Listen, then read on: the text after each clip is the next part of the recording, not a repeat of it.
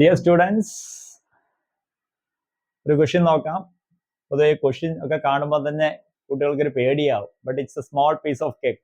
ചെറിയൊരു ക്വസ്റ്റ്യൻ ആണ്. Isothermal adiabatic ഒക്കെ കേൾക്കുമ്പോൾ എല്ലാ പിള്ളേരും സാർ തെർമോഡൈനാമിക്സ് ആണ് ഡിഫിക്കൽട്ട് ആണെന്നൊക്കെ പറയും. വളരെ സിമ്പിൾ. നോക്കുക, ഇവിടെ എന്താണ് തന്നിരിക്കുന്നത്? ആദ്യം തന്നെ എ ടു ബി അവർ പറഞ്ഞിട്ടുണ്ട്. എ ടു ബി എന്ന് പറയുന്നത് ഐസോതെർമൽ ആണ്, റിവേഴ്സിബിൾ ഐസോതെർമൽ ആണ്. നമുക്കറിയാം റിവേഴ്സിബിൾ ഐസോതെർമൽ എന്ന് പറയുമ്പോൾ V1 V2 ആകാം, P1 P2 ആകാം. വിയും പിയും ഇൻവേഴ്സ് ആയതുകൊണ്ട് P2 by P1 V2 by V1 എന്ന് റിവേഴ്സ് ചെയ്യാൻ നമുക്ക് സാധിക്കും. അതായത് ഒരു ടാങ്കിൽ നമ്മൾ എന്ത് ചെയ്തു, മോട്ടോർ വഴി നമുക്ക് വെള്ളം എന്ത് ചെയ്തു, പമ്പ് ചെയ്ത് കയറ്റി തിരിച്ച് ടാപ്പ് വഴി നമുക്ക് വെള്ളം തിരിച്ചെടുക്കാം എന്ന് പറയുന്ന പോലെ ചിന്തിച്ചോളൂ. റിവേഴ്സിബിൾ ആണ്.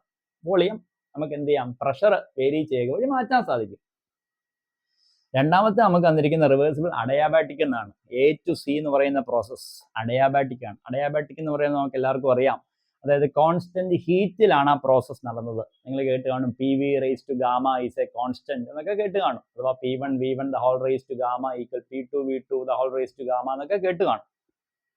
ഇവിടെ നോക്കിക്കഴിഞ്ഞാൽ നമുക്ക് ഈ ഗ്രാഫിൽ PV ആണ് തന്നിരിക്കുന്നത്. ഓർത്ത് നോക്കുക, പ്രഷറും വോളിയം ഇൻവേഴ്സ് ആണ്. അപ്പൊ ഈ ഗ്രാഫ് പ്യുവർലി ബോയിൽസ് ഗ്രാഫ് എന്ന് വിളിക്കാം. കാരണം ഇത് ബോയിൽസ് ലോയെ ഒബേ ചെയ്താണ് ഈ ഗ്രാഫ് റെപ്രസെന്റ് ചെയ്തിരിക്കുന്നത്. PV graph or Boyle's graph അഥവാ Boyle's curve because they obey Boyle's law.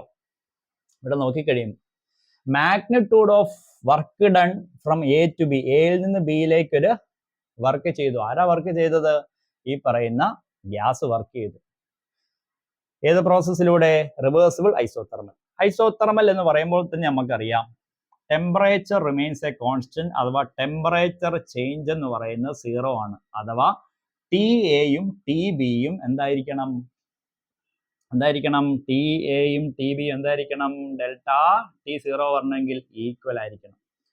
ഇവിടെ നോക്കുക, TA ഗ്രേറ്റർ ദാൻ TB എന്നാണ് സെക്കൻഡ് കണ്ടീഷൻ തന്നിരിക്കുന്നത്. നമുക്ക് TA ഈക്വൽ ടു TB ആ വരേണ്ടത്. അപ്പൊ അതിൽ നിന്ന് മനസ്സിലായി സെക്കൻഡ് കണ്ടീഷൻ സാറ്റിസ്ഫൈഡ് അല്ല ആസ് പെർ PV ഗ്രാഫ്. അപ്പൊ സെക്കൻഡ് വൺ തെറ്റാണ്. ഇവിടെ നോക്കുക, ഫസ്റ്റ് ഓപ്ഷനിൽ 1 and 2 വന്നിട്ടുണ്ട്, അതുകൊണ്ട് അത് വരില്ല. സെക്കൻഡ് ഓപ്ഷനിൽ വീണ്ടും 2 വന്നു, അതുകൊണ്ട് വരില്ല. തേർഡ് ഓപ്ഷനിൽ നോക്കുക, വീണ്ടും അവിടെ 2 വന്നു, അതിനാൽ വരില്ല. നമുക്ക് കണ്ടുപിടിക്കേണ്ട കറക്റ്റ് ഓപ്ഷൻ അല്ലേ? കറക്റ്റ് ഓപ്ഷൻ അപ്പോൾ ആകെ മിച്ചമുള്ളത് എന്തേ ഉള്ളൂ? 2 വരാത്ത ഓപ്ഷൻ അല്ലേ? അതായത് ഓപ്ഷൻ 3 ഉള്ളൂ. ഇങ്ങനെ ഒരു അപ്രോച്ചാണ് നമ്മൾ എൻട്രൻസ് എക്സാമിന് നടത്തേണ്ടത്.